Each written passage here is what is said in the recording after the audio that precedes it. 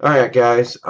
It's been about a week since the bowl game with the Washington Huskies, so I figured it's time for me to get on here and make a video talking about what they were this season and what they figure to be in the future. So, first off, I want to give a huge shout out to this team because I didn't have high hopes this year. I thought they were going to go 5-7, maybe 4-8. Those were my top two guesses. Either they were going to be a 5-win team or a 4-win team.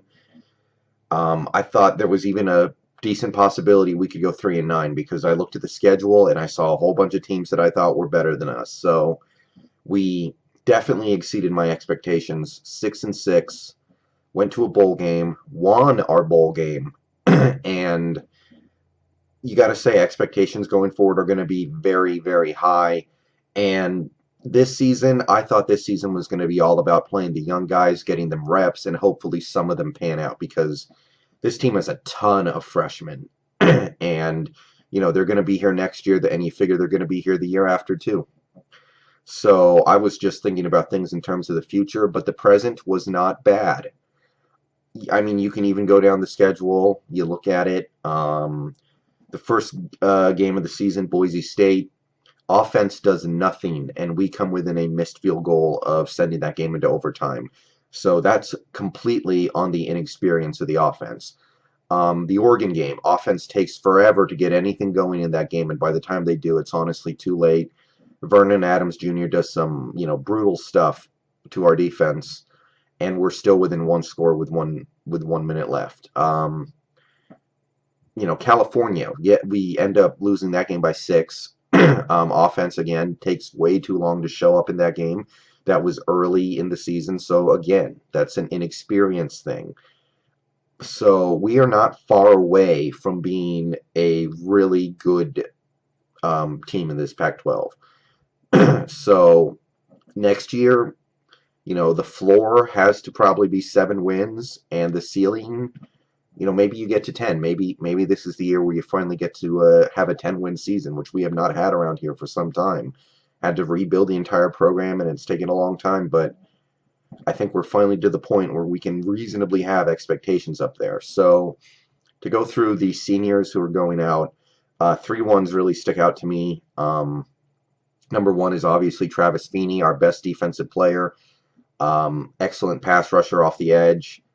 He's probably going to be in the NFL next year. Jadon Mickens, he's going to be gone next year as an outgoing senior. Our best receiver. And Marvin Hall, who, he didn't put up monster numbers or anything, but we would have leaned on him more heavily if, with Mickens going, if he had stayed. So to me, those are the big ones. There are a couple others like Corey Durkee. I think Gardenshire's leaving too, but not a huge departing senior class. So the story of this team, like I said, is the young guys. So let's talk about the future. Jake Browning. One thing about Jake Browning, his arm is not that strong, which makes him not such a great pro prospect, which means he will probably stay in college as long as he can. After having the opportunity to watch him, I think he's a really good quarterback for the college game, but I don't know how that's going to translate to the pros. So to me, that's an opportunity to have the next Kellen Moore, a guy who's really, really good, but he's not big enough and he doesn't have a strong enough arm to be a huge pro prospect. So when you look at it from that angle and you look at his numbers this season and where he played pretty good, 16 touchdowns, 10 picks, almost 3,000 yards passing, showed some mobility, limited mobility, but some, very, very exciting to watch him the next 3 to 4 years. Myles Gaskin, one of the best players in the Pac-12 and the best player on this team as a freshman, 5'9", 192, ripping it up, over 1,200 yards rushing. I think he had like 13, 14 touchdowns. Just the best season by far of any freshman running back in school history. So not only is Jake Browning the best freshman quarterback in school history, but Gaskin's the best running back. So that's the core of your offense already in place. Chico McClatcher, very useful as a utility player, running those jet sweeps. He needs to be a bigger part of it going into next year. He's another guy who's going to be here for at least another 2 or 3 years. Isaiah Renfro, not a ton of action this year, but he showed me some stuff this year. I like his size. And as a freshman, you got to figure he's going to be more involved. So That's a huge part of your offense right there. And then you've even got a very young offensive line that this season actually did not play that badly, better than I would have expected. Trey Adams is the big one as the starting left tackle. He's 6'7", 302, and he's only a freshman. He's only going to get better. So when you look at the guys that we have already in place, Browning, Gaskin, you want to throw in Renfro and McClatcher, you can do that, and then Trey Adams, Matt James, John Turner, other young offensive linemen. The offense is going to be ready to go for the next couple of years, and those guys should pretty much right out the gate next season be putting up big games. We should not have games like we had this season where the offense just didn't give us anything and the defense gave us everything they could and it just wasn't enough.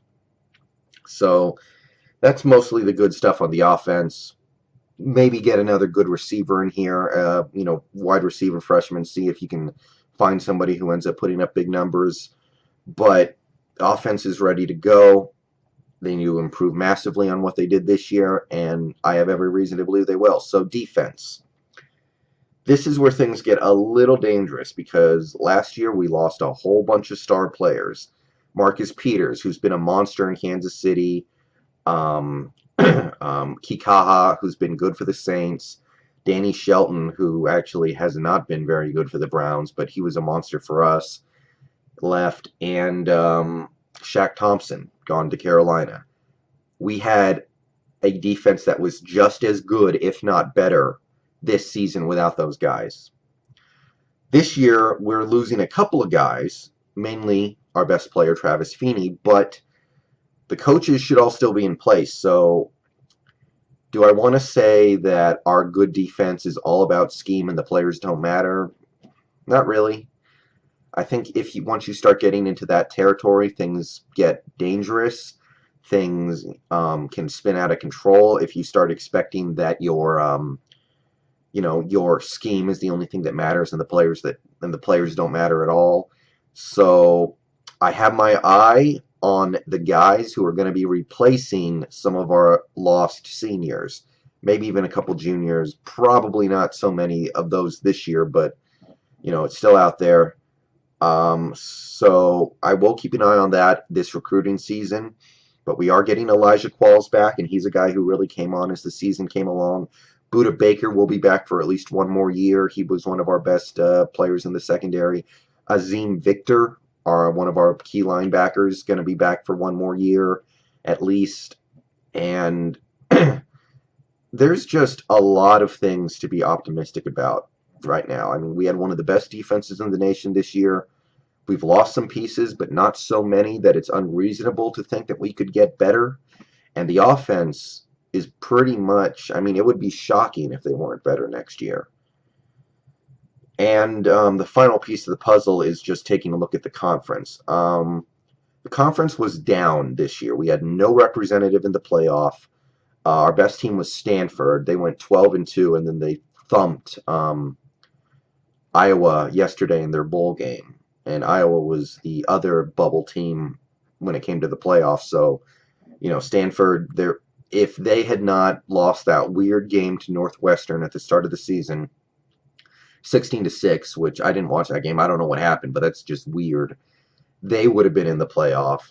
And who knows, we might be having a different conversation now. Other than that, Oregon started slow and then finished hot. And right now I'm actually watching them smoke TCU.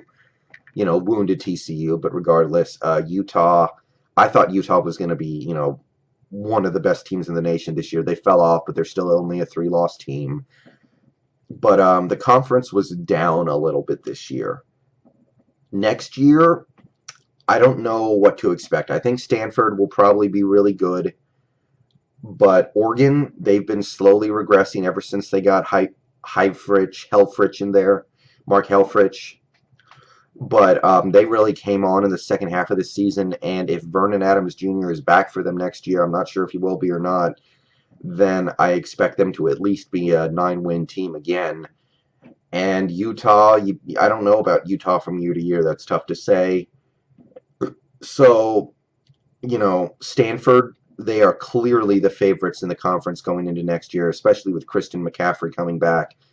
After that, there is some real room for growth with this Washington Husky team, and I'm not really afraid of anybody.